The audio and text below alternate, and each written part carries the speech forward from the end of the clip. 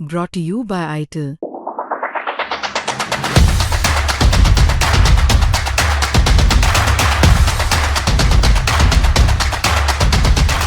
त्विषा मौत के मामले में फिलहाल समर्थ सिंह जो उनके पति हैं, उनकी अग्रिम जमानत याचिका कोर्ट ने खारिज कर दी है।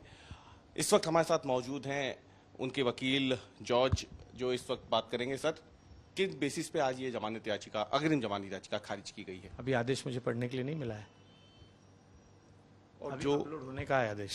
हाँ, और ये जो कुछ कहा जा रहा है, जो पिछला बिल जो बेल ग्रांट की गई है, बिल ऑर्डर में जो बातें लिखी गई हैं, वो बिल्कुल उससे अलग मेल खा रही है जो एलिगेशंस त्विषा की फैमिली की तरफ से लगाए जा रहे हैं। देखिए, एलिगेशंस के लिए हमें सबसे पहले प्रथम सूचना प्रतिवेदन पढ़ना होगा।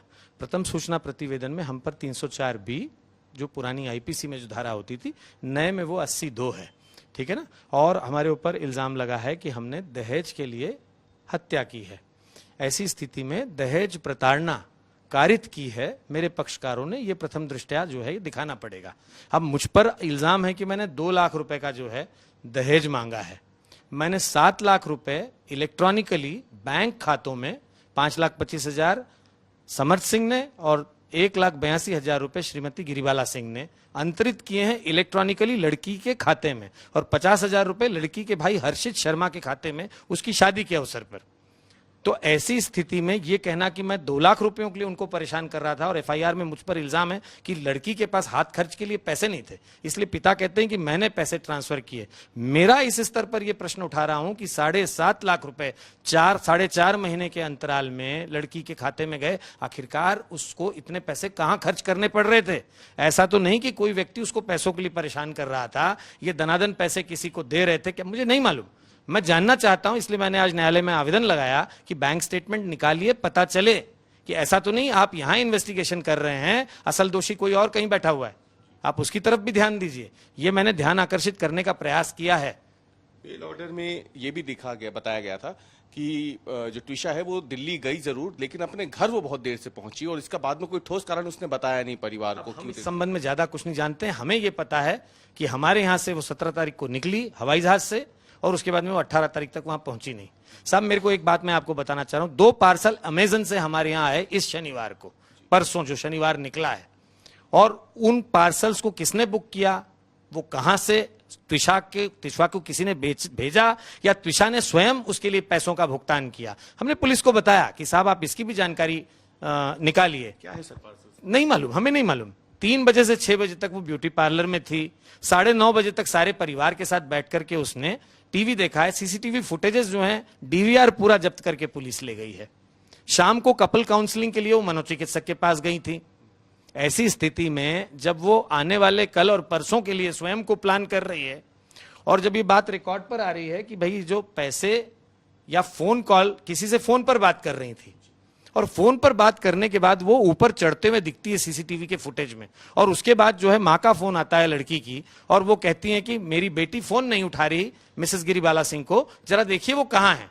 जब ये जाती हैं तो देखती हैं वो फंदे पर लटकी हुई है, एंड शी इज नो मोर, या उस समय में जो है फांसी के फंदे पर लटकी थी, निकाला, उतारा और कृत्रिम रूप से सांस देने की कोशिश की। 80 किलो की बिटिया थी वो, 5 फीट 8 इंच उसकी हाइट थी। 2 लोग पड़ोसी को बुलाया तुरंत। वो सब कुछ सीसीटीवी में सेकंड दर सेकंड रिकॉर्डेड है। इसके बावजूद भी अगर कोई कह रहा है कि हमको संदेह है, संदेह है, संदेह है, तो इसलिए आज हम आपके सामने आए कि सब आप भी लीजिए और वो सीसीटीवी रिकॉर्ड दिखाइए जनता को, ताकि जनता को पता चले। केवल ये कहने से कि संदेह है और आप सबूत की तरफ आंखें ना खोलिए अपनी, देखिए मत, तो फिर तो संदेह बढ़ता ही जाएगा। और सर, जो व्हाट्सएप चैट उनकी मां के साथ जो सामने आई है, जो उनके परिवार की तरफ से सौंपी गई है, जिसमें तमाम बातें लिखी हैं कि मैं ट्रैप्ड हूं, मैं परेशान हूं, बहुत निर्दयी लोग हैं, इसको कैसे देखते हैं? आज कोर्ट में जो चैट्स थी वो सबमिट की, फरियादी की ओर से वकील साहब जो अपियर होते हैं उन चैट्स वो सबमिट की। मैंने न्यायालय से कहा कि ये चैट्स एडिटेड हैं, 4 लाइन कुछ लिखने के बाद 5वीं लाइन गायब है, अगले पेज पर कुछ और पढ़ने को मिल रहा है, टैंपर्ड है ये। अगर ये एविडेंस है, वो कहते हैं कि ये लड़की की मां के व्हाट्सएप पर आया हुआ लड़की का संदेश है। मेरा कहना है जब उसका मोबाइल जब्त हो गया तो लड़की ने क्या संदेश लिख के अपनी मां को भेजा था, अगरचे वो उसमें है तो निकालिए और उसका प्रिंट आउट जो है कोर्ट में पेश करिए, तो पता चलेगा वास्तव में किस बात की प्रताड़ना हो रही थी, जिसके कारण लड़की कह रही है कि मुझसे ये लोग माफी मंगवा रहे हैं। और मां कह रही कि तू माफी मांग ले।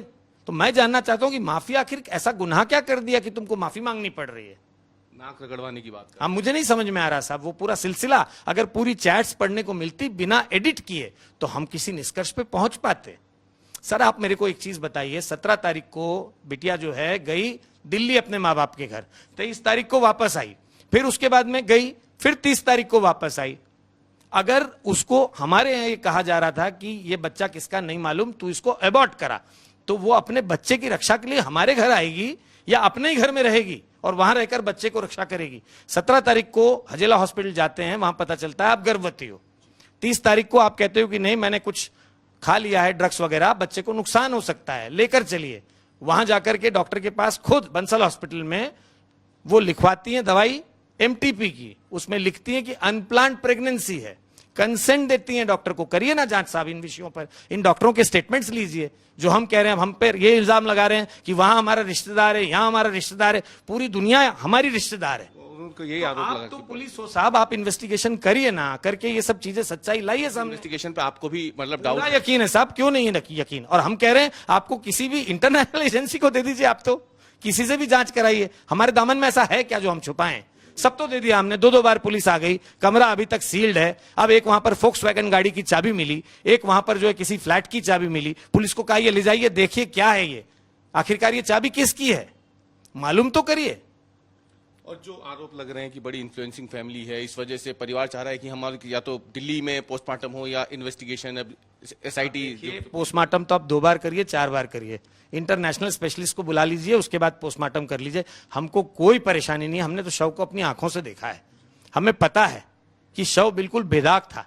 और उसके ऊपर जो है कोहिनी के ऊपर, वो भी दूसरी मंजिल से, वो सीसीटीवी फुटेज आप भी देखिए, हमसे लीजिए और देखिए आप, हमारे पास है, हमने कोर्ट में सबमिट किया है। डीवीआर पुलिस जब्त करके ले गई है। पुलिस को डीवीआर देखकर उसके संबंध में अपनी एक रिपोर्ट पुलिस को देनी चाहिए थी जमानत याचिका के निराकरण के समय। हमें नहीं मालूम वो डायरी का हिस्सा है या नहीं है, पर आगे देखेगी पुलिस, जरूर देखेगी, चालान पेश करते समय देखेगी। तो वो जो चोटें जो बता रहे हैं लेफ्ट हैंड पर, हमारी जानकारी के हिसाब से लेफ्ट हैंड पर 2 या 3 चोटें हैं। लिखने वाले डॉक्टर ने लिख दिया मल्टीपल, उसने भी गलत नहीं लिखा, 1 से ज्यादा को मल्टीपल ही बोलते हैं। बॉडी पर इंजुरी है, बॉडी में कहां इंजुरी है, ना उस डॉक्टर ने, पोस्टमार्टम करने वाले ने तकलीफ उठाई लिखने की, और ना हम लोग ये जानने की कोशिश कर रहे हैं। मैं आपसे कह रहा हूं, प्रेस के लोगों से, पता तो करो भाई शरीर के किस हिस्से पर चोट है जिसको आप मल्टीपल कह रहे हो। सवाल सर, जो बेल ऑर्डर में लिखा गया है कि तिशा ड्रग्स लेती थी और गिरिबाला जी को ये बात उनके पिता की तरफ से बाद में मालूम हुई, जो बेल ऑर्डर में लिखा भी है, परिवार कह रहा है कि ये सब गलत आरोप है। देखिए सर, एक छोटी सी बात आपको बताऊं, ये बात कैसे आती है। लड़की के हाथ में कंपन था, मिसेस गिरिबाला सिंह ने उसको ऑब्जर्व किया, पूछने की कोशिश की, इतने जल्दी तो कुछ पता चलता नहीं है ना, ड्रग लेने वाला व्यक्ति बताता है, ये आप भी जानते हैं। और अगर ऐसा नहीं था तो डॉक्टर के पास जाकर के इस विषय पर काउंसलिंग लेना, डी एडिक्शन के लिए दवाई लेना, मालूम करो ना साहब। हमने तो सब मेडिकल डॉक्यूमेंट्स आपको सबमिट कर दिए हैं, हम झूठ बोल रहे हैं, चलो कोई बात नहीं, सच्चाई आप पता कर लो। किसी ने रोका है आपको? डॉक्टर के पास अगर जाकर आपने दवाइयां ली हैं, काउंसलिंग ली है, तो क्यों ली है, उनसे पूछा जा सकता है ना। परिवार उस पर कोई जवाब नहीं दे रहा तुषा का। नहीं, अब वो परिवार जवाब नहीं दे रहा, मैं उसके लिए कुछ नहीं कर सकता, पर हमने तो वो बात कही जो सत्य थी और हमने साथ दिया। एक ऐसे व्यक्ति को जो कि किसी मनोदशा से ग्रस्त है, जिसको सिजोफ्रेनिया की शिकायत है, जिसके मन में किस तरह के विचार आ रहे हैं, इसकी जानकारी आपको अगर थोड़ी सी भी जानकारी होगी, सिजोफ्रेनिया क्या है, आप मेरे मुझसे बात करने के बाद किसी मनोचिकित्सक से बात कर लीजिए, कुछ भी हो सकता है ना। उस तरह की दवाइयां दी जाती हैं, उन दवाइयों को बराबर न लेने के भी साइड इफेक्ट हो सकते हैं। मन में किस तरह के विचार आ रहे हैं, आखिरकार ऐसा क्या हुआ कि किसी एक व्यक्ति को मरने का निश्चय करना पड़ा। तकलीफ सबके ऊपर आती है, आपके ऊपर, मेरे ऊपर, किसी के ऊपर भी आ सकती, पर हम क्या मृत्यु का वर्ण करने का जो है रास्ता चुनते हैं? नहीं करते, नहीं चुनते ना। कितना ही दुनिया दबाव डाल ले, वर्क प्रेशर हो सकता है, पारिवारिक प्रेशर हो सकता है, पर मरने का फैसला कौन करता है? उसकी अपनी मनोदशा उसको ऐसा करने के लिए मजबूर करती है। वो मनोदशा उसकी अपनी मेडिकल रीजन से भी हो सकती है।